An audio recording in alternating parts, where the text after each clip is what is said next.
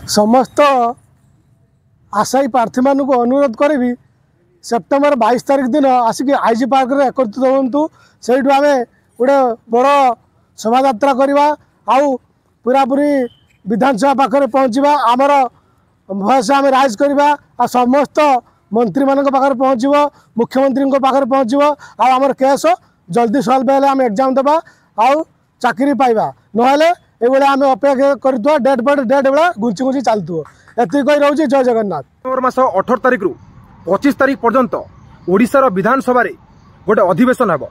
आमे चाहूचु सरकार रे थिबा प्रत्येकटी व्यक्ति विरोधी हुंतु किमा सरकार हुंतु से माने एसएसबी लेक्चरर एस्पिरेंट मान रहिचंती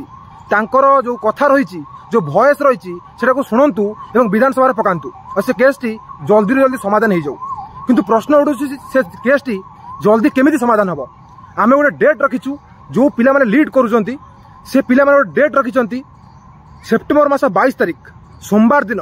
दिन 10टा बेलू आपण माने आईजी पार्क रे संगठित हुंतु एकजुट हुंतु सेठू बाहरिबा आमे विधानसभा को विधानसभा थिबा प्रत्येकटी एमएलए प्रत्येकटी नेता प्रत्येकटी मंत्री को जणैबा आम निजर गोटे शिक्षित समाज रो जो दुख रही मु आशा करुच्ची से माने निश्चित भाव शुणिबे जो माने मोर वीडियो देखुचंती जल्दी रु जल्दी एटा को प्रत्येकटी एसएसबी एस्पिरेंट रही ताकू शेयर करंतु ताकू जणांतु प्रत्येकटी जिल्ला रु पिला माने आसीबार अछि प्रत्येकटी जिल्ला रो पिला माने आसीबे निज वॉइस को रेज करिवे ताहाले से वॉइस टी निश्चित भाव में सरकार कान रे पड़िबो और सरकार सुनिया को बाध्य हेबे। सेइथिर मते कथा मन पड़े भगत सिंह सबले कहितले जे बहरों को सुनाई देने के लिए एक धमाके की जरूरत है। आमे एटी कौनसी बड़ दुर्घटना घटाइबानी आमे सत्य और अहिंसार बाट को आपणे गांधी मार्ग रे गोटे बहुत बड़ प्रतिवाद करिबा आंदोलन करिबा। अक्टोबर 2 डेट दिया जाइतले सत से दिन मध्य हबो किंतु सोमवार दिन जो 22 तारिख रही सेप्टेम्बर मास 22 तारिख एटा बहुत इंपोर्टेंट अटे कारण यही समय रे आमर ओडिशा विधानसभा गोटे अधिवेशन चलिबो जो अधिवेशन रे कथा हेबे ओडिशार सबुठू जो मैंने ओडिशा को चलाउछंती एमएलए माने हे जानतु मंत्री माने हे जानतु से माने आम कथा को जदि विधानसभा रखंती ताहाले निश्चित भाव में ये केसटी समाधान हेबो आउ एसएसबी लेक्चर एस्पिरेंट माने एग्जामिनेशन देई परिबे। जदि आपण भाबुचंती ए वीडियोटी बहुत इंपोर्टेंट अटे तो निश्चित भाव में ये वीडियो को शेयर करंतु प्रत्येकटी पिला को शेयर करंतु ओडिशार कोण अनुकोण रे ये वीडियोटी पहुंचबार अछि। ये जो लड़ाई चली